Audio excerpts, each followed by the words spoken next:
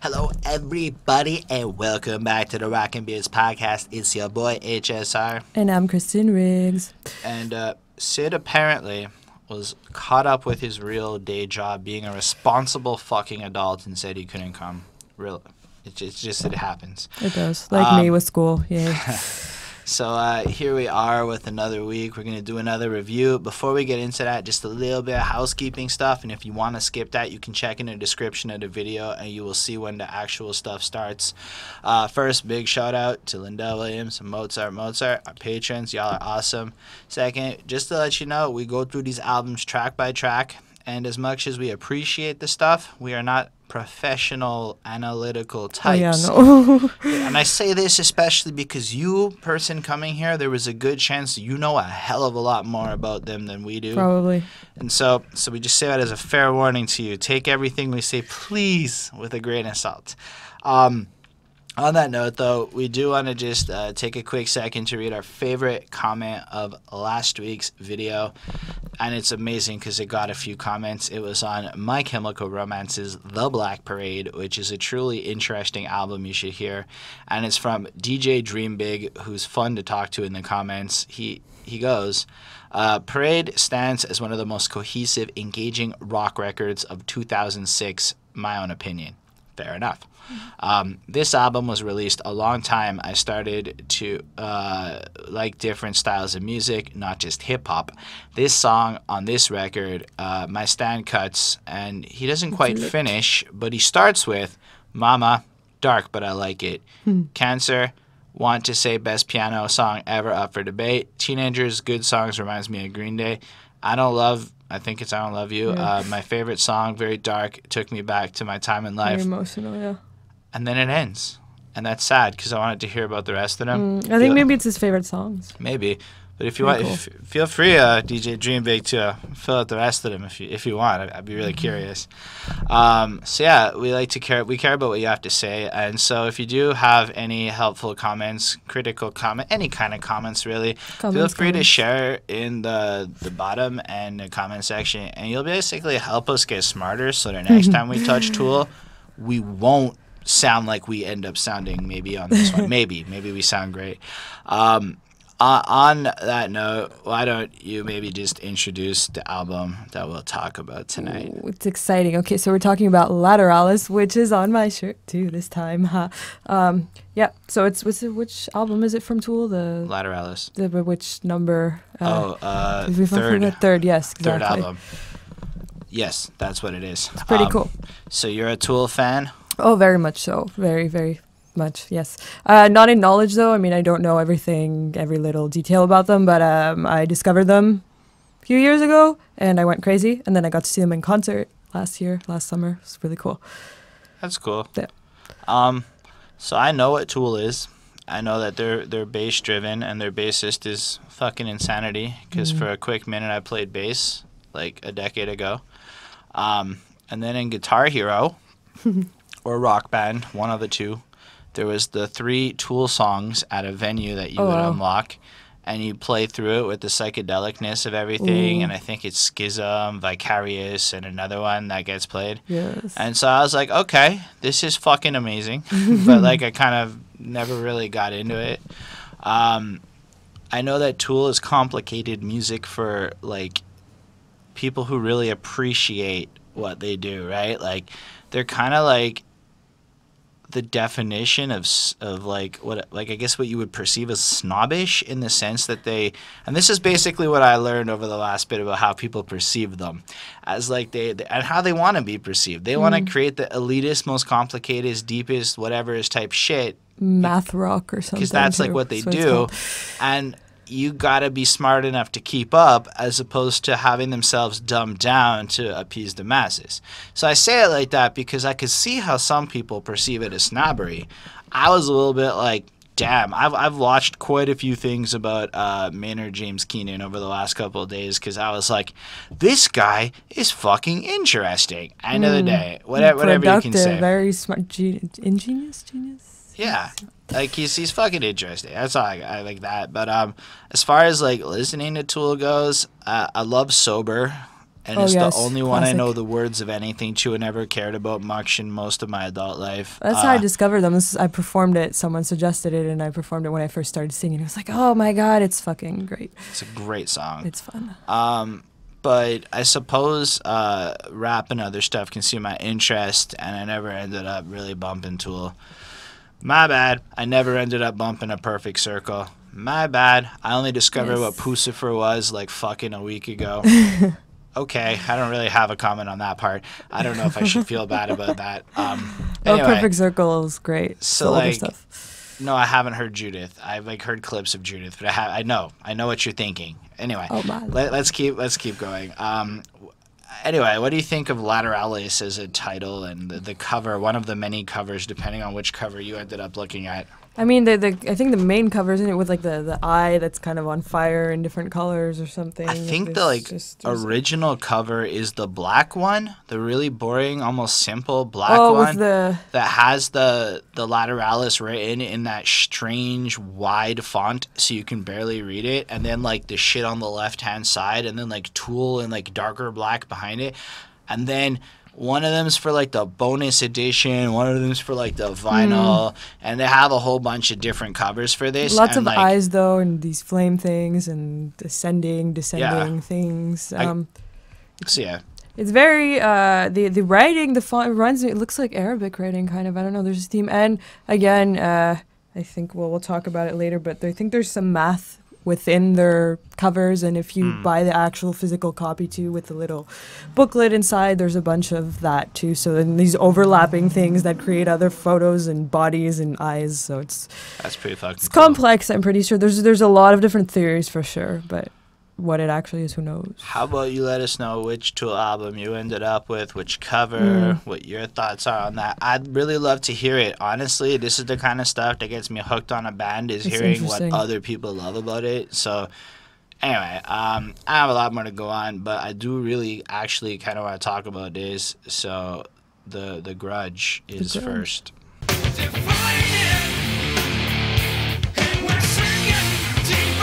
How do you feel about this track? How do I feel about this track? I love it. It's a really good album opener, but it's long. So I think if you're not into this kind of music and you turn it on, it's like, okay, cool. Wait, oh my god, it's 8 minutes, 8 minutes and 36 seconds. So it's a track. It's it's a track, but also, I mean, it changes. It starts off very intensely, and then like throughout the entire song, it kind of changes around and then like softens, and so I love it. I think it's great, and I think it's a really great album opener because of the way it like picks up. So there's a little bit of silence at the beginning, and then boom, like. It's true. It's I think 7 seconds in before it really like intensifies. So you're like, what's going on? Oh, okay, there it is. And I mean, we'll probably get more into the lyrics after, but it's very robotic at the beginning. I find very just. Okay, yeah. I see what you're saying. So it starts off differently, and then it becomes, I think, a lot more musical towards the middle and the end. So it's for 8 minutes, it's pretty. It doesn't get boring. It's not like a drag. It's great. Yeah. Yeah, that's fair. I don't know. I really loved it. I thought it was, and I mean, like, I really loved it because, I mean, I'm not really good with stuff like time signatures and knowing what I talk about when I talk about it, but this is definitely not in a standard time signature. We need Sid for this. Where like it comes in and like you just feel like this jarring rhythm, like it's off, but it's on point. But it's off, right? So it hooks you a little bit, and it comes in, and you're right. It's like a little robotic in the sense that like it just kind of repeats and it slowly builds into it, and then like then he starts singing, right? And they don't structure songs like with verse, chorus, but, you know, it's not that. It's this verse is this long, and then we're going to do this for a while, and then I'm going to, literally at the end, it's just like this giant scream for a good 20, 30 seconds. Like, dude has pipes. Like, he knows how to fucking scream. And it's real. But like the lyrics, they're interesting, right? Like that, I like interesting. Now, it's a little interesting to the point where you're I'm probably not going to get it as much as like people who have really thought about it will. So I'm basing this a little bit on shit I saw online and my own quick thoughts. But like, where to grudge, like a crown of negativity, calculate what we will or will not tolerate. I don't know. To me, when I look at our social climate and everything happening today, like literally it's almost like these words, like people are wearing a grudge amongst like the society. Everyone's got a like grievance. a crown. Whether or not it's fair or right or justified, every group of people seem to have a grudge with every other group of people. And you really think about that, and I'm like, that's a crown of negativity, you know? Anyway. And then like I love the idea of calculating what we will or will not tolerate. Yeah. That's basically what Twitter is right now, and all of these bloggers and shit. They're literally redefining our culture in front of our faces. Whatever your position is kind of it's just that's what's happening. It's all what was okay is no longer okay, and things are changing. And it's so interesting to see him kind of capture the essence of maybe our 2018 political climate in lyrics written back in 2000. Fascinating. I love when I come across that, because I do think that one of the goals he wanted with his music was that agelessness to it. Desperate to control all and everything, unable to forgive your Scarlet Letterman. I'm giving up on the Scarlet Letterman part. There was this huge reference, and then there was some movie, and then it just got very complicated. I'm not going that deep, but red is blood, revenge, and shit. There's certain connotations to that, passion, whatever. So I get the feeling that it's just looking at it, like all of these various groups of people and the way we're engaging with each other. No one's really like, we're all willing to hold a grudge, but we're not willing to forgive or move on and shit. It's a cool and interesting commentary. But I like how it's sung too, right? Very like just monotone, and then you have your like the break, the da-na-na, and then again repeats the whole sequence from the beginning. And I feel like Tool, and we'll see throughout all the songs, is very instead of, you said, like a structure, verse, chorus, verse, it's more patterns. So you'll have like a certain pattern of something or sequence, and then it will completely change, but then you'll like at the end it will come back again. So it is unstructured but structured at the same time. It's pretty, I don't know. That makes sense. Like, and then I love it. Clutch it like a cornerstone. Otherwise it all comes down. Justify denials and grip them to the lonesome. And clutch it like a cornerstone. I mean, you can just piggyback on most of what I've said in the last little bit there. But just take a look at that, and then consider it that people take their grudge and make it the core premise of entirety of who they are. And I don't want to like associate any specific group or say names per se, but pick the group you were mad at that you thought did something bad on Twitter, left, right, pick it, and that's who it's talking about. And that's what's amazing about the way he approached this. It's so universally applicable. I don't know that I can do this on every song, so you'll have to bear with me. I'm taking advantage. Then there's like, otherwise it all comes with terrified of being wrong, ultimatum prison cell. People love to be right. Nobody wants to be wrong. We're trapped by that shit super clear. Like, I don't know, man. This is some quality-ass poetry that I was, like, fucking just not expecting. I mean, we've reviewed a lot of drivel and bullshit compared to what Maynard can write. So his cockiness, I get it. Well, I think it's cool. It was appealing to me, when I was like 16, 17, and I first heard it. I'm like, what is this vocabulary? What are these? This is cool. These metaphors, like, I actually appreciate it. I don't know. It's brilliant. Like, Saturn Ascends. Okay, now this is fucking like, I'm so thankful Genius has annotations. This is where we get into the astrology. So apparently it takes like 29.5 or like 30 years for Saturn to return to the place it was in its orbit when you were born. So this is kind of commenting on how, as a person, you're getting closer to 30 years old, and you know, choose 1 or 10. Now this is some numerology based philosophy bullshit that I can't explain at this time. Not that it's bullshit, but that I can't explain it, so it sounds cooler to belittle it like a jerk. Sorry. But one, I guess it's a dichotomy of choices, right? So you're going to be this person or that. And ultimately, what I'm trying to say is this is a coming of age tale of like 30-year-olds. It's literally something I've said, where the fuck is this in music, for like a long ass time as a 30-year-old. Holy shit, Maynard Dunn did it all this time ago. I feel a little humbled, because humbled again, led again. I don't fully get that line, but you know, it was in the next lyric, so humbled was on my mind. Anyway, like, I was just kind of blown away, and it really kind of kind of like goes on. I don't want to just read out every fucking word in the song per se, but like it goes on and it kind of has this growth as the song. So it has this like aggression in the beginning part where all of what I just read is being said, because the tone of what's being said is like basically anger, and it's all these darker kind of parts of our personalities and shit.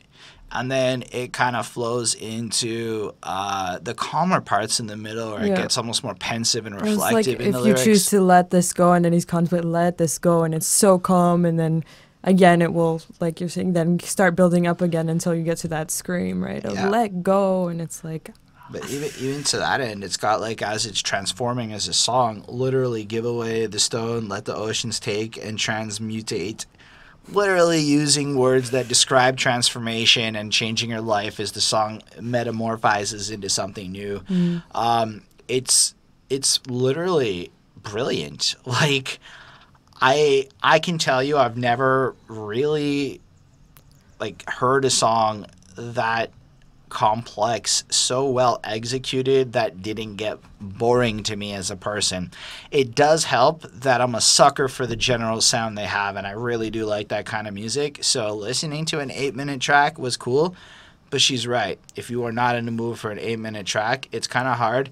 And from a music point of view, I have a lot of trouble remembering the sequence of how the songs goes and which parts are where. Yeah, I think it's because I've been listening to this for a really long time, right? And that's probably the difference between you and I. But it's also good because, I mean, to have such a positive review on the first song that's 8 minutes on an album that you listen to for like the first time for real is pretty. It's pretty I've cool. never heard the Grudge before. Like last week, I try to give myself about a week to sit with the albums now.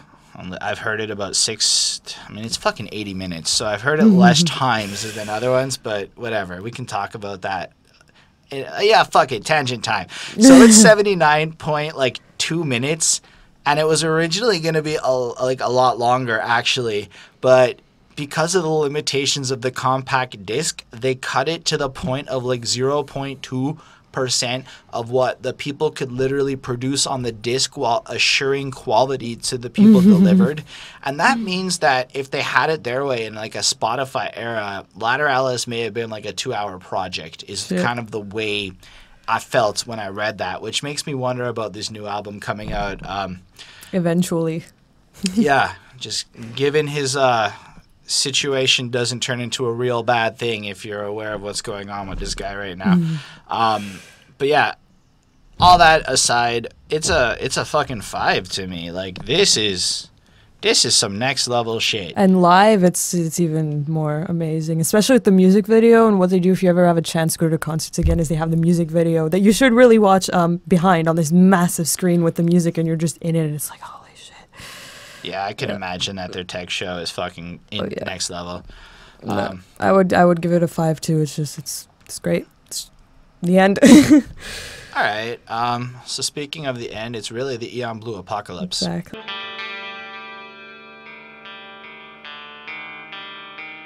All right, factoid time, because a factoid is something that's told so commonly it is kind of like a fact or an interesting and kind of random thingy. It's kind of one or the other.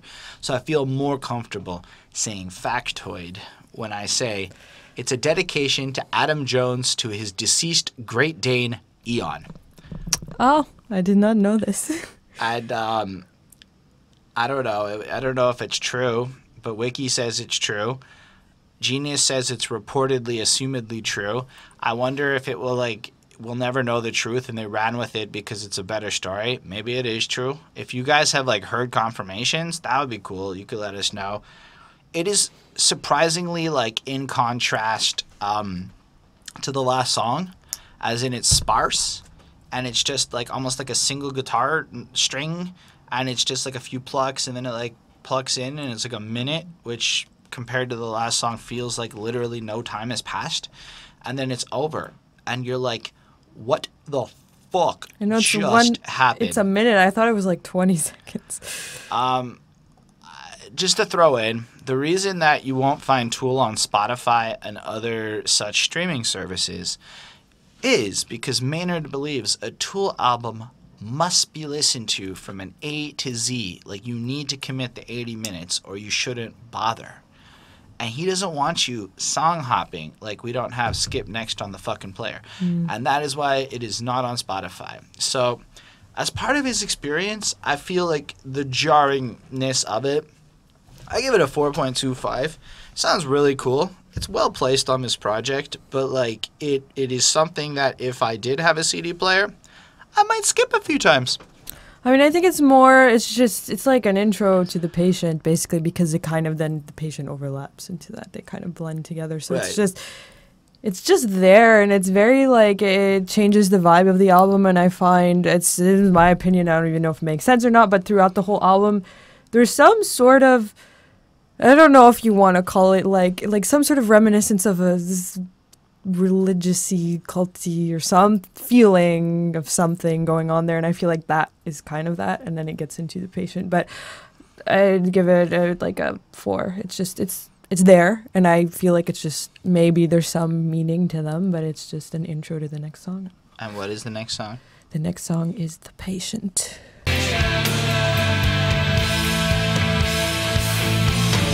I think it's worth throwing in a Sid comment. I think it goes really understated how well the rhythm and the drum sections of the songs are really so well put together. I know I used a funny voice there. It's a fabulous Sid impression. Sid's not here, so it's behind his back time. But basically, it's true, though. Like, if you really listen to the drums and the bass guitar and the fluidity of how they evolve over the course of this song, gorgeous. Again, off, but off in a way that's on. I think it's the timings. Signatures are different, which I'm okay with. Like, I don't find it that hard to like adjust to them and like really appreciate them. I can see how a lot of people might be like that's just weird, but nah, it's cool. But how did you feel about this track? Well, I think it makes it kind of mysterious at the beginning. And I mean, again, the overlap between the previous song and this song is pretty cool. And then just lyrically, I really like it. And I don't know if you're annotated anything or not, but it's cool. It's about his mother, actually, which is a common theme that he writes about a lot, and even in Imperfect Circle. I'm not sure about his other group or groups, but and you can really hear his emotion through this song, which is something that I feel like I appreciate a lot about him, especially when he talks about things that really do touch him. It doesn't just feel like, oh, this is another song that I wrote. It feels like it's just he's really expressing himself through it. So I think that really makes the song. Again, it's 7 minutes and 14 seconds. It's a long song. So you gotta be into it at this point, right? If you've committed through the other 8-minute song and you get here, you're like, you probably won't be like, oh my God, this is long. But I'd give it a 4.5. That's fair. MJK, that's how he goes by according to some of the internet. MJK. He wants you to keep listening. Mm-hmm. I also got the feeling it's about his mom who suffered an aneurysm and was paralyzed for like 30 years until she passed away. 10,000 days. Super fucking tragic, honestly. Like it really broke my heart to learn about that. And then when you hear this like song, a grunt of tedium escapes me, starting the fearful, is this a test? It has to be, otherwise I can't go on. Draining patience, drain vitality, the paranoid paralyzed vampires acts a little old. Now, it's surprisingly clear in light of how convoluted that language is to me. But you can feel what he's saying. It's just, I don't know. I don't get that with not with every artist. That's fair, but like even on top of that, what he's saying is just expressing the idea of somebody who feels trapped, who's like questioning almost to God, like, how could this fucking happen to me? How could you put me into this situation? It makes me feel like Metallica is one in terms of the same kind of emotion. Yeah. And like then that last line, like, I'm tired of feeling like this vampire on the loved ones who surround me, and I don't know how to keep like living with this situation. Like, it's just so like, whoa. But I'm still right there giving blood, keeping faith, and I'm still right here, wait it out, going to wait it out, be patient, wait it out. And then you look at the like title, The Patient, and you think about the idea of how the patient has to be patient, and that's her whole life is. It's like you're being patient, waiting till the day that and giving blood. And and all of that. And it's just like you can almost picture her just like sitting there. You can almost picture the look on her face as he's describing these different things. And then, like, even a sense of guilt, like this tedious path I've chosen here, I certainly would have walked away by now. It's almost like she has no control, and like, if she could, she would have taken her own life, is what I took from that. I might be wrong. Or he would have if he was in that situation, maybe. Yeah. And it's like, damn, if there was no desire to heal the damaged and broken metalom, anyway, I just said that part. I don't know. I still may be patient. I must keep reminding myself of this. And I find myself saying that shit all the time, like, just be patient. Like, it's just be patient. You know, just things are gonna, get better. Let's say, like, I find it's like something I say a lot just to motivate myself, and then to hear it there, and I just considered my life's not even hard by comparison, and if I feel like this as a weak ass person who doesn't have a hard life, I can only imagine what she's feeling like. And I think he does a really great job of, as you said, conveying the emotion that she has there. And gotta wait it out. But like, musically, I felt it a little bit less. It's a cool sound. I don't know how to describe it all. I mean, structurally, it just kind of comes in, but I guess some of them I really liked a lot, just in terms of the style of it. I feel like the drumming at the end and like the way it built it up at the end, I really dig that part. But the beginning of the song, the intro, it didn't really capture me as much. And like I saw it in a few of these long songs, sometimes like the climax of the song is like epic or great or fucking amazing, but it's almost like I don't want to spend the 4 minutes to get to the part where it really hooks me. And that's a little bit how I felt on this. So all of this skill and admiration for them putting it together is still in place for me here. And otherwise, on a preference level, I'm giving it a 4.25. Lyrically, it's so deep, and he did amazing. The remaining boys played it out proper, but I didn't like it as much. Sorry. Not that sorry. Anyway, did you give it a grade? Yeah, you did. 4.5. So that's almost like a mantra.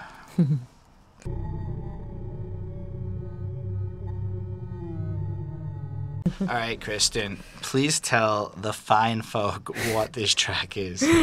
All right. I don't know if you can qualify it as a song. Of course you can. Okay, it is a song. It's on a Tool album. It's true. It's an interlude. We'll call it an interlude. So there's this really weird sound, and you're like, oh, what is that? Is that like some monster or some weird creature or something? I don't know. And so basically, he took his cat and squeezed it. And then gently, not in a violent way. And then so it kind of, I guess, made the sound. And then he slowed down the sound. And there we go. You've got the track called Mantra. Yeah, it's that. Plus the background ambient noises that were picked up along with the cat. Yeah. I give it a 4. I mean, here's what I got to say about it. It sounds cool. It doesn't sound like shit or anything. But what does it mean? I don't know. I think it's just this little like break, this little like mantra. Because if you think about the last song, "Be Patient," and then you have this little like break to almost let the mantra "Be Patient" like sink in and give you a chance to think about it. Exactly. I think that could also kind of be mocking certain things. I mean, it's a cat, right? So making fun of some other. Who knows? I mean, there's totally. It's a lot of places it could go, but MJK, right? If you guys have a better interpretation, feel free to like throw that down. I give this a 4 because it's interesting and it works really well as this little interlude between songs. Same. I would give it a 4. Like, I feel sometimes when I'll let the disc, because I still listen to it on a CD, I'll let it just run, and sometimes it gets to that, and then you're like, yeah, I'm listening to Tool. Clearly, I don't know. It's pretty cool, but it's I don't know. It's a schism. Yeah.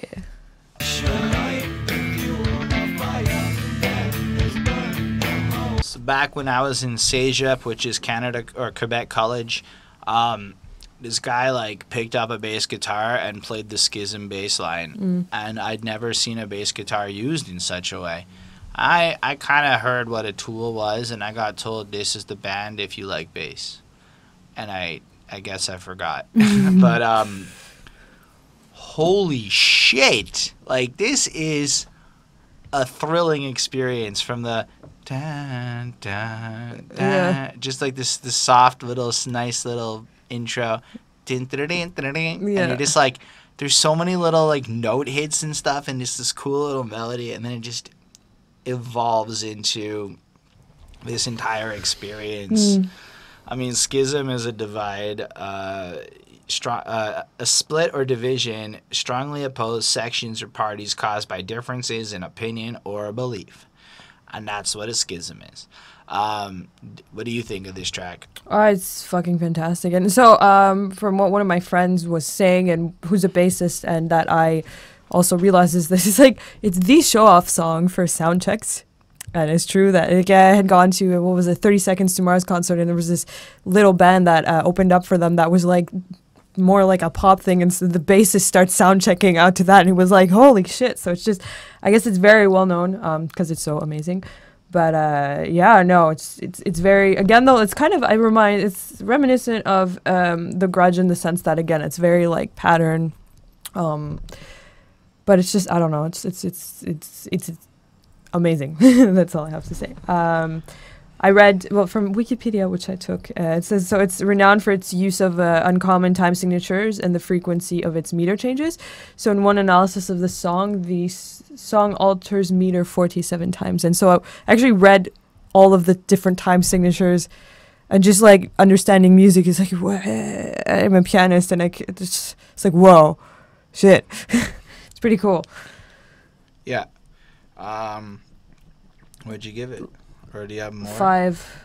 I mean, lyrically too, it's I mean, about, from what I understood about relationships, not necessarily romantic, but just any kind of relation and communication, foundation of communication, and how, I don't know if you did an analysis or not, but there's a lot about that, and I think it's, it's really, really, really brilliant. I don't know, so he's 5.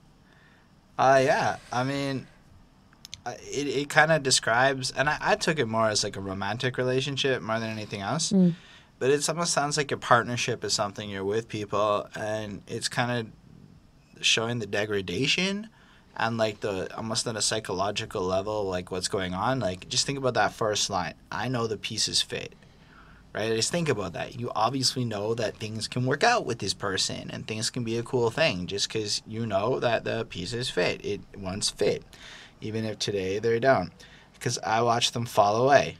And then you're like, right after, oh, because they did fit, and he watched this shit degrade into whatever situation it's been in.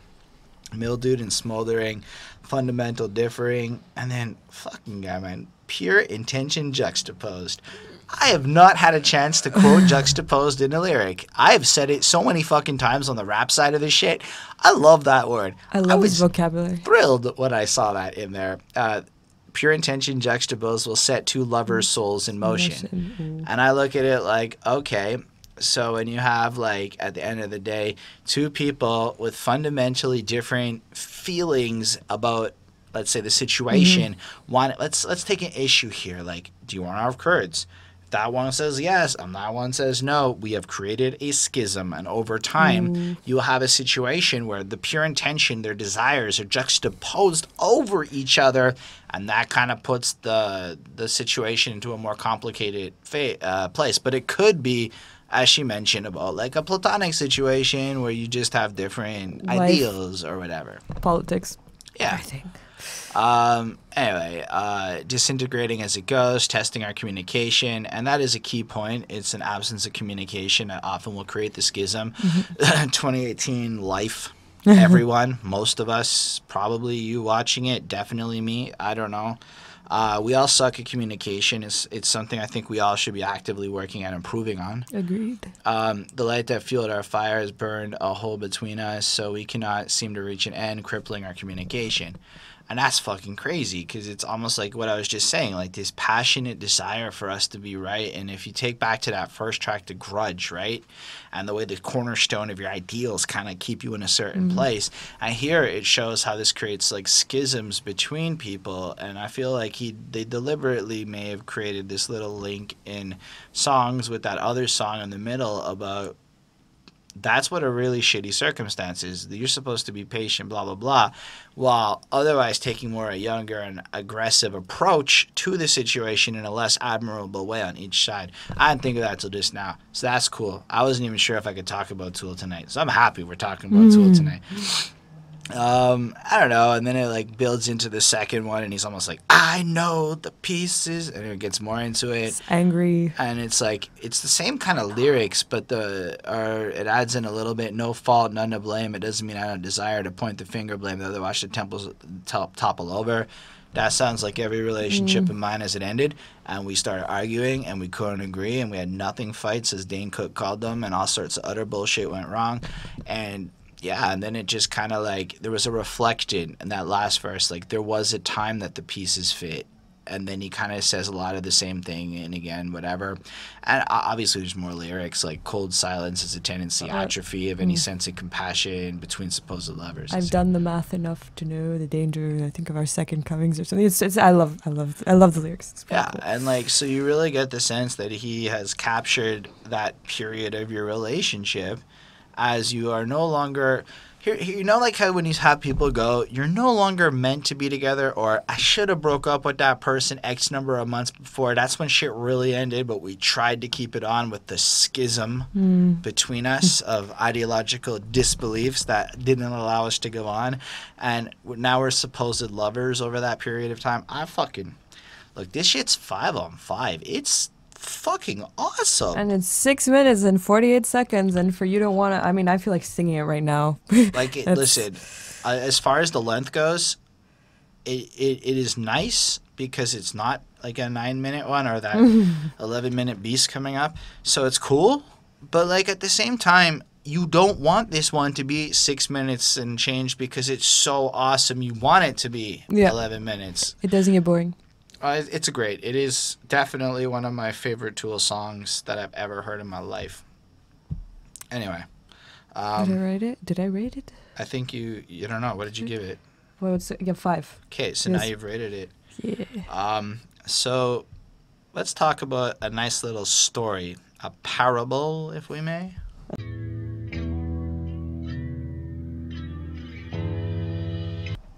So I might be wrong, but my take on the title of this song is it's a play on the idea of a parable. So that's why I did that little intro there, especially because, well, a parabola is a different thing. So I thought it was a little cutesy little play, a little joke. This is like a story, a little tale. The two songs are, the next one. They're obviously kind of linked together in some way and very thematically similar. So I feel like it's supposed to be like a tale that you're going to go on with them. And it's like a parable in a sense of what he's trying to do, especially. I'm sorry if I just like jumped on this one, but like especially like the subject matter where it seems to be an introspective look at his soul in terms of like the fucking pain and etc. And it's almost like understanding that pain is an illusion, as is that last line, but like an illusion that is real. Like it almost validates your existence or your reality, right? Like. There's not that many lyrics. It's really it's like 3 minutes, which I'm saying is like short, but it's like a normal song length. But it's really slowly drawn out with like whatever you can mention the kinds of music, but like it's a guitar-y, kind of calmer, kind of almost no intensity in it on purpose, of course. And then it's like. So familiar and overwhelmingly warm. This form I hold you now, embracing you. This reality here, this form I hold now, and that's literally him talking about him, like his body, his sense of being, his person, like being aware of being alive and shit. Like wide-eyed and hopeful, wide-eyed and hopefully wild. We barely remember what came before this precious moment, choosing to be here right now. Hold on, stay inside. This body holding me, reminding me that I'm not alone. This body makes me eternal. All this pain is an illusion. And like I feel like he's just kind of reflecting on the fact that like he's just applying every essence of being self-aware and taking the time to like face the reality of his different situations and like understand what's going on, and at like a base fucking level. Like I took this class in like philosophy and like not philosophy, psychology and like Messiah, like I don't know what the word I'm looking for is, but the room was like full of pillows and shit, and it was like he believed in stuff like meditating and that kind of shit, right? And mindfulness. Yeah, and it really like I remember he made us like do this thing where we had to like write out describing like every fucking part of our body. Like describe sitting in your room. Like what do you feel on your butt? Like do you feel and like really like be aware of it. And I felt like that was kind of like what he's trying to put forth with this song is we do all of this stuff on the hustle and bustle, but like do you really know your actual self, like your shell, the person that you are, etc. And then the idea that pain is just in your mind is a very fascinating thing that's been brought up a lot throughout philosophy and whatnot. It's cool as a song, like it flows. It's really like spaced out and paced nicely. It's one of those like he kind of sings through the music, and it's almost like his voice becomes an instrument of sorts. And I don't know, I give it a 4.5 on 5. It was nice. So I mean, it's very much, it serves again as an intro to then the second song. So I really liked it. Now I grew up with a lot of Byzantine music, so like in my environment. So this really, when I heard it, it kind of really reminded me of that, and very like, kind of like we're saying, like very mantra, very just being in your mind and connected. And I thought it was just cool, especially to hear on a Tool album. It was, you know, going from the stuff before to like, oh wow, okay, this yeah, I mean, from one of the annotations, it said it illustrates the idea that life is just a place to prepare spirits for some kind of eternal cycle or state of being. So again, it gets very back into that whole like mystical, what is this album about type thing. So I would give it a 4.75. I really liked it as a beginning to then. Yeah, it like goes in, and I had like the album in a way where I played each file individually, right? And the very like split last second you hear on this song is everything raising up and getting louder. And then it just would like end, right? And then you knew like the next song was just going to be like a continuation. It would be fucking explosive. In a sense, it's like if you look at the album, it's contributing to the upward swing of a parabola.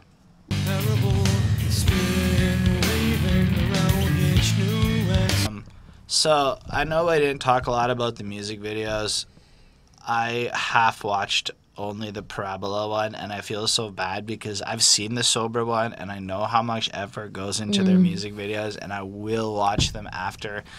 It's just, they're long. Like, this music video is both songs put together, and it's a serious time commitment to sit there and watch a Tool music video, right? Like, It's worth it though. I'm not saying it's not, but for me, like, I found it, like, I did not have the 30 minutes to just sit down and watch all the music videos and focus on them the way that, like, I was supposed to. Super sorry. I will do it at some point. I wanted to know if, like, anybody, like, heard this as, like, one long-ass song like this. Which is just crazy, right? Because it broke MTV, it broke radios. Nobody knew how to fucking distribute this or deal with it because it fucking broke all the rules, right? Like, I mean, back when they started out, but in general, like, fucking broke everything. But, like, how, like, did you, like, listen to the album first, or did you, like, hear this song first and then get to the album and be like, what, it's 2 songs? That's fucking weird. Yeah. So, how did you feel about Parabola? Oh, I liked it. I mean, it's an intense continuation of the first one, right? And it's a lot of the same lyrics that come back, but it's kind of like in your face, like explaining like this is what's going on, and it feels like, okay, I'm aware, you know. And then suddenly you get to the second part, and it's like, okay, I'm aware now. This is what's going on. Oh my God, all this pain is an illusion, and like what is happening? And it ends again with the same lyrics, I believe. Yeah. So it's. I really liked it. Yeah, the opinions and illusion part, I think, is the best line. Yeah, I know, it's similar. And I mean, I have the actual definition from the Cambridge dictionary, and it says basically, which probably people know, a type of that. A parabola. Yeah, a parabola is a type of curve such as that made by an object that is thrown up in the air and falls to the ground in a different place. It's a U. Yeah, but I feel like that's also like a metaphor of life. And maybe what this song is talking about, right? You're kind of just somewhere, and then like, bam, you're okay. Like you're suddenly in this place of realization, like shit, what's happening, and like this is what life is. So I don't know. And there's yeah, I get that. Like it's almost like there's a curve to life that everybody almost has to go on. Mm-hmm. So again, 4.75 with the other one. Cool. I feel like this one, when you hear the music and the expression and stuff, because you got to keep in mind, like the last thing you heard on the last track when it's all calm, it's like pain is an illusion. And then obviously with everything he's saying, it's like he's dealing with some shit. Right? I say obviously, maybe I'm wrong. He's dealing with some shit, and like that's when it snaps. Like the pain isn't an illusion; it's a real and ever-present force in his life. And if you think about the idea of mantra and stuff like that, like you almost get the idea of like he's almost giving you these different mantras and experiences to like play with along the way, right? So like in Schism, I know the pieces fit. In this case, it would be like, maybe I'm wrong. I'm just looking for shit that I thought was cool. And in this case, it's like all this pain is an illusion. It's something he has to tell himself as he focuses on stuff, and he like. I mean, I understand he's been through some psychologically traumatizing experiences as a younger one. He's got pain. He's got darkness going around, like twirling around this familiar parabol. I knew it was parabol. It was in the lyrics here. Spinning, see? He's connected like that. Spinning, weaving around each new experience. Recognize this as a holy gift and celebrate this chance to be alive and breathing, a chance to be alive and breathing. So what I think he's really trying to do is musically and emotionally express all of his pain and anguish that's going on inside of his soul, while simultaneously telling you the things that he tells himself to like get all super focused and to live on. Like, the pain that you feel is an illusion. You can get over it. You should learn to like appreciate your body, your sense of life, your sense of self, of who you are. Like, just appreciate the fact that you can like breathe and move, you know. And in his case, move, you know, like especially regarding his mother. And I love it. I think the two songs were amazingly constructed in, as a couplet of like stuff. I get it as a 4.5 on 5. Honestly, it's really cool, but it's like it's not my favorite. It's still really cool, though. I know that wasn't, like, the most descriptive. I'm good with the lyrics. That's all I got to say about that. Maybe there's ticks and leeches.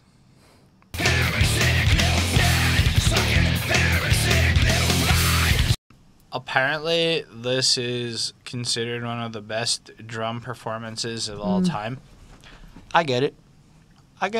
I'm not even arguing that. This is one of the best drum performances I think I've ever heard. Ever. It is just so fucking cool. Amazing. It's, whoa, yeah. Like, it comes in with this, like, intense, heavy use of toms and shit with this crazy rhythm that you're just not expecting, and he does everything on this track, because it's another one that's long. They're all long. But, like, they do everything. They go into so many things, and they bring it back into, like, this so aggressive, pounding, like, just thumping sounds, and it's like, what the fuck just happened over the course of this song? So much happens. He screams. Yeah, that's how you start. He's just like, suck it. He's just like, goes. And it's a long scream. And then, like, lyrically, it's like, suck and suck, sucking up all you can, sucking up all you can suck. You're like, what the fuck at first?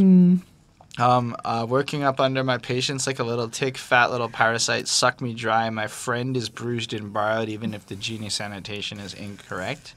You thieving bastards, you have turned my blood cold and bitter, beat my compassion black and blue.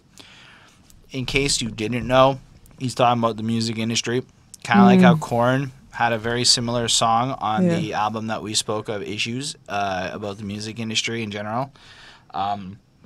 These artists, I mean, you got to take into account that this is the first album that resulted of a lawsuit upon which they, like, their old label got bought out by the new label, and then they were trying to pursue new music options because they thought they were free agents, and the new label said, and then came at them, and then they settled with, like, this 3-album arrangement, which the 3rd album is allegedly being released in 2018. Tool knows how to make you fucking feel like shit.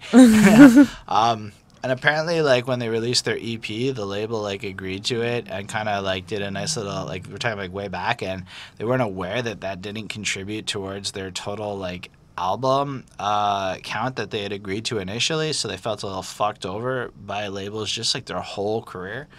And, like, yeah, they hope that you choke on this. The whisperings and the kind of sounds in, like, the middle of the fucking track are fucking cool. He basically threw his voice out and was unable to speak for, like, a month after recording this track. Shit. And this is really up there for one of my favorite tracks on this album. It is one of the most insanely intricate and interesting long-ass song compositions I've ever heard. in a aggressive, almost punkish style of speed and passion, and I can see like how it kind of maybe feels a little out of place on this album, but I really don't feel that way. I feel like it's the very like it's right next to the middle, like the 7-track or whatever. So it's kind of like the middle part of this album, and they're just giving you on this explosive energy before they go into what comes next and stuff. I dug it. I thought this was like fucking insane. It's a 5 on 5. This is one of my favorite songs too, actually. It's pretty cool, especially when people are like, what's Tool? And then I'll show them, I'll pull this up, and it's like, whoa, what the hell? Like the drums and everything, and the screaming for sure. Which I mean, I really would wish that I could do. And it's also a song that I really like. It's in my bucket list to be able to cover. Like, holy shit, his rhythm, lyrics, like it's insane how he does it. And the thing that I like the most is you can feel the anger. Like it sounds like he's singing with like his teeth clenched, and he's just like, ugh. And I don't know. It's a perfect song for when you're in an angry mood too. And I feel like it's still lyrically very accurate too. And I just think it's fantastic. I think it's again. It's long. It's 8 minutes and 10 seconds, and you don't feel like it is. So I would give it a 5 too. All right. If you like science, Lateralus is the song for you.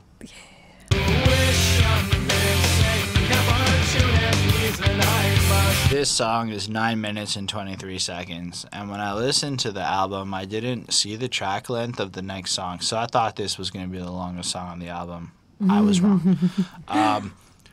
But what I found out, and you got to understand, there's a couple of videos up on YouTube that really, really express how amazingly constructed this song is. So I'm going to do like the bullshit Holden version. So it's based on the Fibonacci sequence, which is when the numbers are lined up, every number that appears next is the sum of the previous two numbers in the thingy. So 1 is the first one, because 0 plus 1, whatever, 1.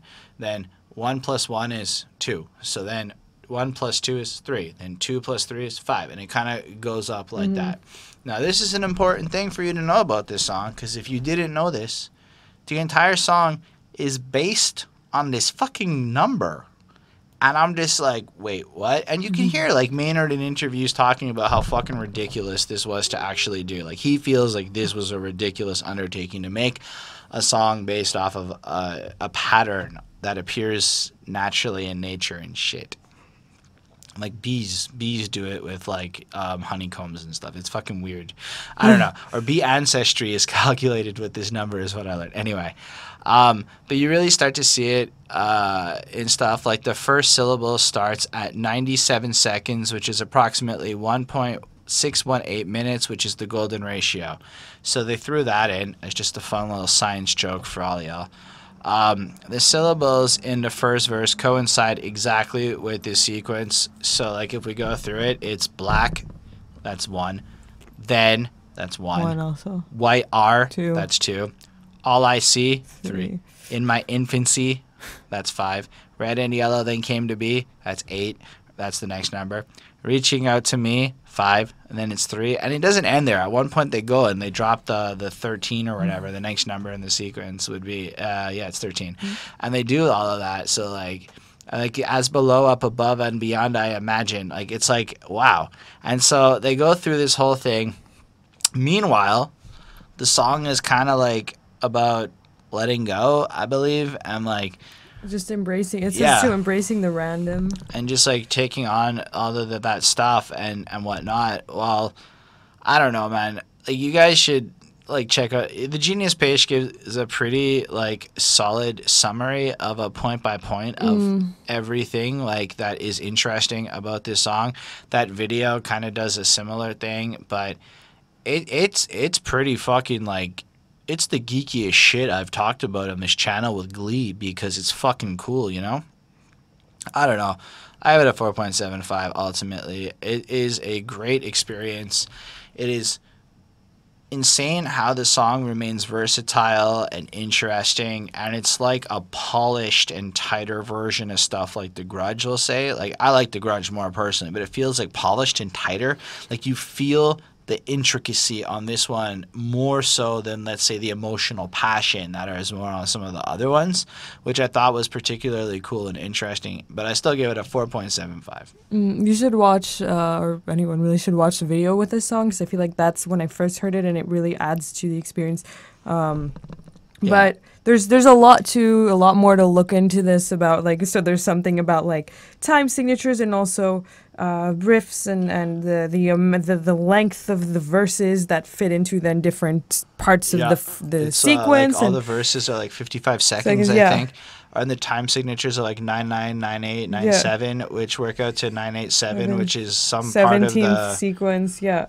So there's definitely there's a lot to look at to have some fun with that. But I think mostly, I mean, it starts out like what I would have thought is, you know, the album is titled Lateralus, and I mean, clearly it's probably because they're really, I mean, this song, you know, it's a big thing for them, and why not title it? But I feel like it's not just the way it starts and everything. It starts off a lot. So like I don't know. I just feel like maybe the Grudge would have been the right kind of, I guess, feeling or pace or intensity for something this, you know, intricate, but it's still a fantastic song. And once again, when you get to, like, it doesn't feel as long, like you're not sitting there going, oh my god, okay, is it gonna finish? And I think that's pretty cool. But I loved it, and because I think of all the intricacy and all the work they put into it, I mean, it's not just, you know, I wouldn't like give it a low rating. And also what a lot of people said was they called this album and this song the holy gift that Tool has given to the world and to them.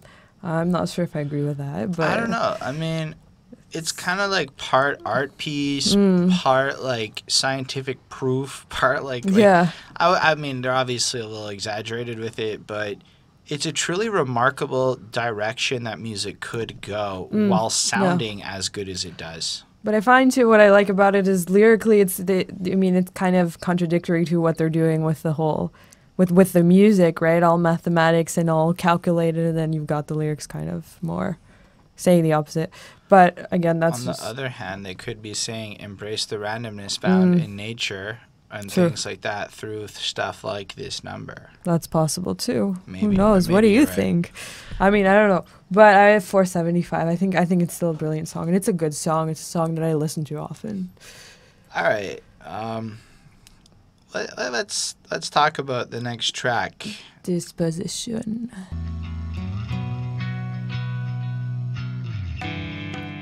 So this one isn't so bad. It's only like 4 or 5 minutes in terms of length. But that's amazing because this might be like, I keep like feeling like it's my favorite song, but of all the songs I heard, there's something about this one that I felt was the most special experience I had listening to the song.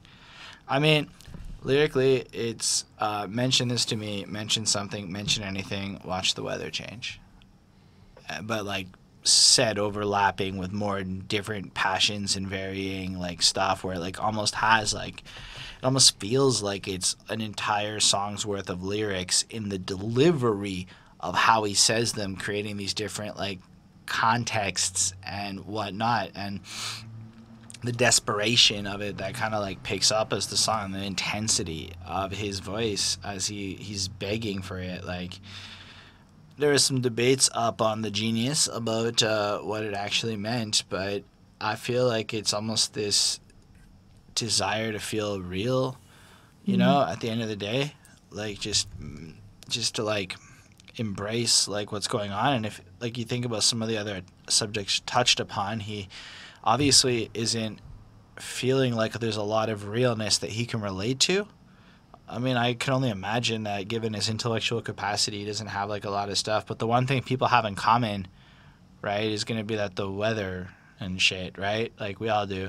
Like Montreal has like 45 degrees Celsius feelings like of humidities and fucking doom plan this weekend.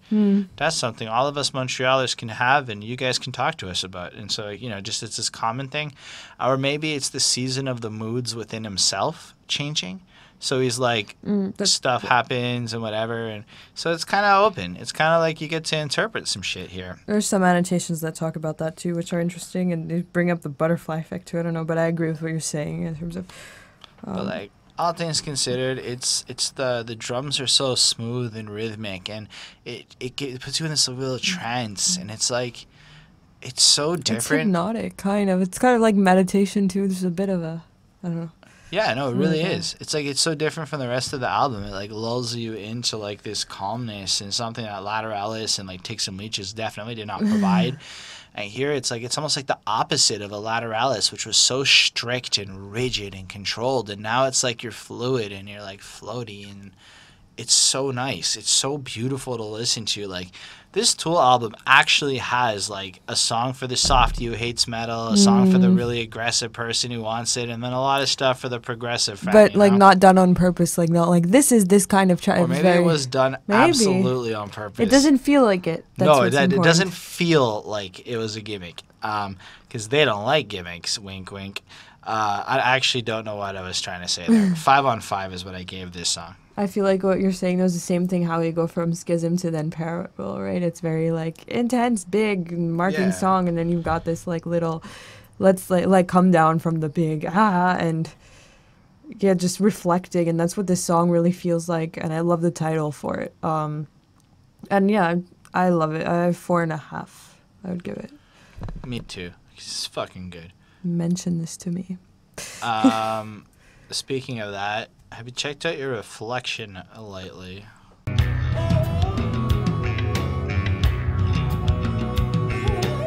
I want to give a fucking big shout out to the guy who wrote an essay on the Genius page of this song for the description. He's like, well, it's crazy that no one took a stab at this considering how hard it is and open to interpretation. But here's my thoughts, and I thought it would be like a little bit. You hit the show more, and it fucking drops. I read the whole thing.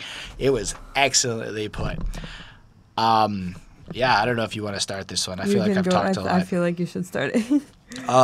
So the core of this song sounds so much like the core of the last song that it feels so much like a Parabola move here, right? It is. And the running theory is that there were 3 songs strung together on an album that were so long that they got chopped up into 3 separate entities for the sake of this project, which really is fucking incredible. So you have that 5-minute intro or so that we just, maybe it's a little shorter, that we just listened to, which rolls right into this fucking intensified, like, I mean, as Christian said off camera, it toolified this. And like 11 minutes of toolifying. 11 minutes. And 8 seconds. Oh. So when I do like sit down and do my actual review portion, I listen to every song twice in a row. So this is the first time I've spent 22 fucking straight minutes listening to this song. I've never been so antsy because, like, here's the problem with an 11-minute song sometimes. It's like, you know that when you're, like, doing a review like this, at least, you can't, like, move or go. You gotta, like, focus for 22 minutes. Anyway. It is gorgeous, though. I think the first verse only actually kicks in at the 3-minute and 45-second marker. There is an entire song's worth of introduction where I think he moans or screams or something in it, and it's fucking great. Like, please don't get me wrong, people on the internet. I enjoyed my long stay with this song, but fuck, was it something that, like, it was just, it's so much to digest. It's so long, and it's so thoroughly fluid and shit. I'm like, I think they have longer songs too. But yeah, I mean, lyrically, I'm gonna drop the ball here compared to some of my deeper dives I've done on some of the last ones. But I mean, I've come curiously close to the end, though beneath my self-indulgent, pitiful hold, defeated I concede and move closer. Let me find comfort here. I may find peace within the emptiness. How pitiful it's calling me, and like, I don't know, online the guy's like, he goes on to personify this emotion or this thing, this pain, this darkness he's been obsessed with, and it's almost like he's trying to find his solace and he's grappling with it a little bit. And I don't feel as qualified to talk about this one, but I do like when he's like, so crucify the ego before it's far too late and leave behind this place so negative and blind and cynical, and you will come to find that we are all in one mind, capable of all that's imagined and conceivable. So let the light touch you and the words spill through, and let the past break through, bringing our hope and reason. No, I like that because it reminds me of the Grudge. all things considered, we'll say for the sake of argument, this is the last lyrics we're really going to get on this album. And they're a direct throwback to the sentiment of the first track on the album, which kind of had the same kind of idea. Get over your past and embrace the openness. And if you think about some of the different concepts put together, and then you read this passage and then you think about 2018, it's like everybody needs to listen to the ideas put forth on Lateralus. Like, this is kind of like how to empathize with people who are unlike you. I think the title is really good of that, right? Reflection, and that's how it ends, like with probably, again, like we said, right, the last really lyrical song, you're reflecting on everything. It's just like, it's powerful, man. Like, that little last part there, it is really like the mission statement of the future, in my opinion. I thought it was really like when you really look at the asshole the guy is presented as in public, I mean, just in what I've read on the internet recently. And I'm not saying that he did or did anything wrong. I'm saying in general, he's a pretentious asshole type, knows he's fucking great, famous person. But the fact that he can back it up with the brilliant poetry, it's like Dave Duchovny. Just let him be, man. He can be whatever he wants. I love the guy so much. Like, I am really converting into a huge Maynard fan in terms of the poetry and shit. Like, I'm blowing a fucking way with this shit. That's what I'm trying to say here. Rather than driveling and randomly going on for a minute, the song progresses for 11 minutes. It does a lot. It's all pretty complex and decently well. It's nice. Well structured, well crafted. Kind of has the same hypnotic feel of the previous track with the intensity that brought forth, and it kind of culminates into a more thematic situation, hence which I like. So I give it a 4.5 still. It's good, but that 11 minutes is an adjustment I'll have to get used to. I feel like it's one of those songs, like, it's not as much as the others, like, oh, it doesn't matter that it's so long, because it's very much just a reflection of Disposition, and it continues and it gets more intense, and that's great. But it's definitely one of the songs that I don't remember as much. What I do like about it is, though, the vocals. It's kind of like, I don't know if it's an effect or if he just sings over it many times. And yeah, thank God. Like, it sounds very so creepy. Cool. It sounds like this weird group of, like, people or entities or something, like, singing something together. And so I feel like that's what I always remember about this song, is towards the end, I forget what the lyrics are, but that he keeps repeating with that sort of effect or whatever it is. So I feel like I really like that, and I think that adds quality to the song, because if not, it's long, and like you were saying, if it was meant to be one song, shit, that's like it's a long one. Yeah. A lot of minutes, with 40 minutes or something maybe in total, but I would give it a 4.5. It's pretty good. So then I guess we can end up this triad.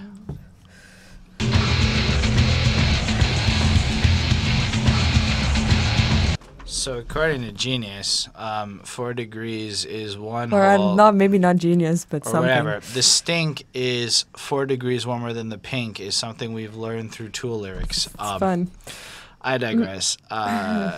This or the other way around. This is the file says 8 minutes and 45 seconds.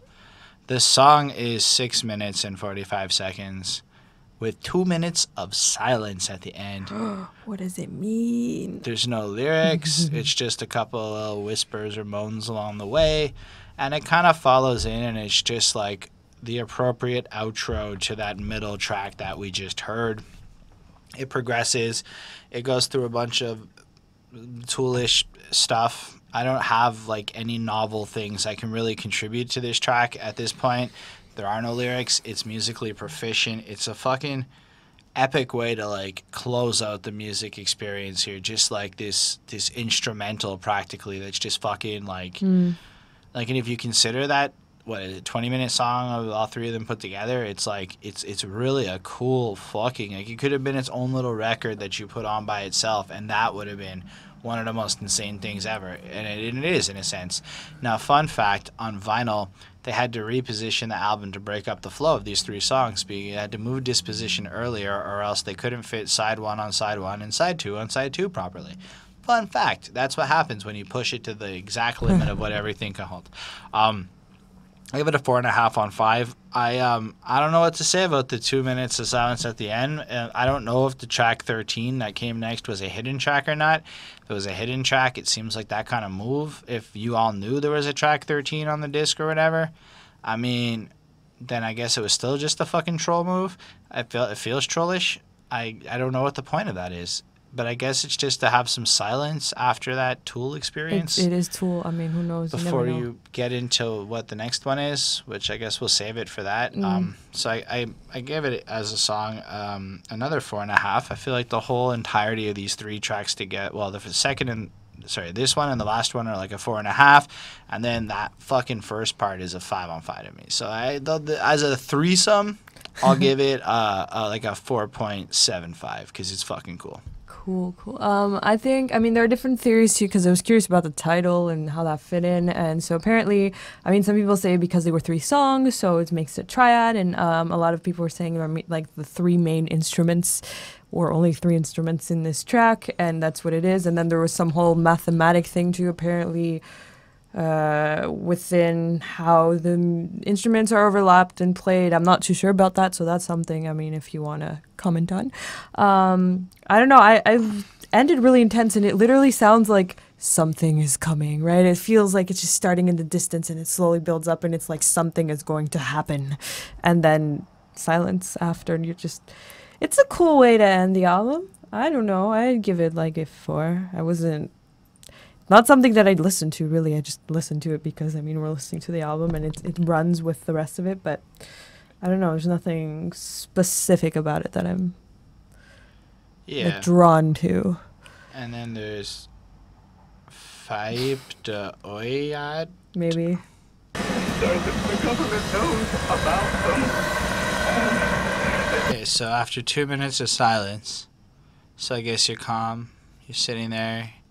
You're like, I guess the Tool song, whatever, you know. And I got to imagine a lot of y'all were just sitting there with CD players and stuff, kind of cruising around doing your thing. And then all of a sudden, and it's just that for like a good minute, just this white noise. Like I thought, what the fuck? And then they interlope that with this guy raving about breaking out of Area 51 and government conspiracy type stuff that was apparently a radio clip of somebody calling in and doing like a prank call back in the day or some shit like that. It's a real recording, and then this hoax thing, but it was, I don't know. Yeah. In 1997. So like that happened, and they took that and they put it on that static, and that's how the album ends. They like doing that a lot. They do a lot of take messages or recordings and put them in things and put music over them. So it's pretty interesting. I give this a 4 because I like what they did. As I don't feel like I'm supposed to enjoy listening to this so much as be like it's not the point of this. It's like this other experience. I appreciate the intended goal of ending that last song, the 2 minutes of silence, and then this kicking in with this just little fucking crazy thing, which, if you think about it, the point of the album is to maybe be a little more open-minded to ideas and beliefs that are not your own. That would be, I guess, the album in a nutshell. And then they give you the most ridiculous thing they can fucking find to test if you actually got something out of what they had to say here, you know? And I thought that was a remarkable way to end the album in terms of brilliance, but it fucking is not fun to listen to. So I gave it a 4. No, that's pretty cool. I think that's definitely an interesting way to look at it. Also, it means voice of God in Enochian, I do not know how to pronounce that. So that could be a whole other meaning. They also love to criticize the whole alien thing in Area 51. So, I mean, this is very probably open to interpretation, too. If you know anything about it, let us know. But it's there. It's cool. But it's also one of those which I find sometimes with Tool albums, they'll have it, like, really loud on in the house as I'm doing things.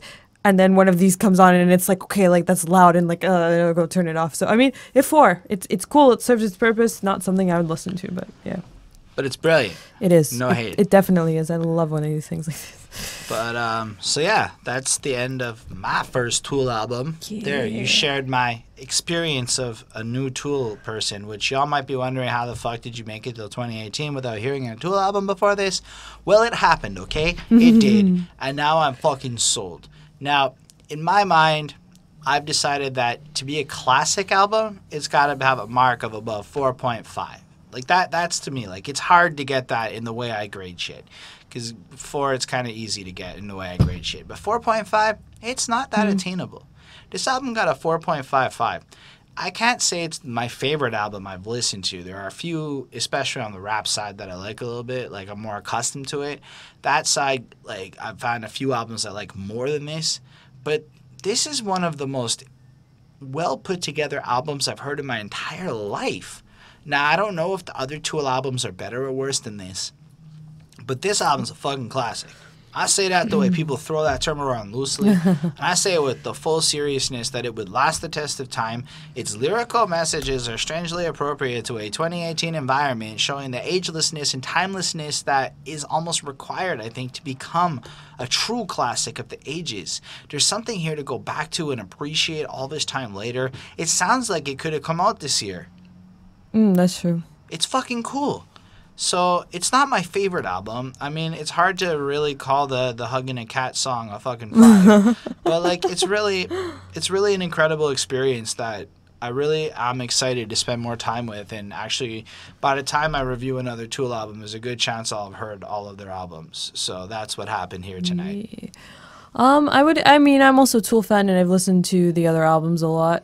So, in terms of, like, favorites, this is not my favorite. But in terms of just the album by itself right now, comparing it to other things, I'd give it around, like, between a 4.5 and a 4.75, like. So we'll call it a 4.62. Exactly. It's great. It's brilliant. It's a brilliant album, and there are some singles on this too, or maybe not. They weren't released as singles, but some hits. So, yeah. All right, cool. So thank y'all for watching. It's super awesome that you stuck it through and hung out with us like this. Really appreciate it. If you do like what we do and want to show some love, you can join Lindell Williams and Mozart, our patrons over there. We do some shit like the request raffle where you can submit suggestions of what we should review. And if you're part of that request raffle, it's only of the people in that group of people. So everyone throws in an idea. We pick one randomly, and that's how it works. We're going to expand that to have like a more we will absolutely do one request from you tier that comes out soon. So if you're interested in that, you can let us know and keep that in mind. Just and you get access to the content earlier than other people for those who love that shit. You first on the comment types, some of y'all still up here. And otherwise, if you hit that subscribe button, it would be so cool. It makes me very happy to watch that number go up. Hit that like button. It would be also really cool. I know I hate begging for this. It's so shameless and shit. But, like, I don't know. It would really mean a lot if you could do that. And my favorite part is if you could comment, because as much as the other shit sounds a little like solicitation, I genuinely love the comment section. It is the driving force of what makes me feel this is a beneficial endeavor for my life. It's just all the people I get to talk to in the comments. I read every one of them. I will answer you. I will take everything you say into consideration. Even if you want to call me a fucker who shouldn't review Tool, I'll take that into consideration. I might not listen in the long run, but I will think about it. Anyway, thank y'all for watching, though, Thank for real. you. It means a lot. Have yourselves a wonderful evening.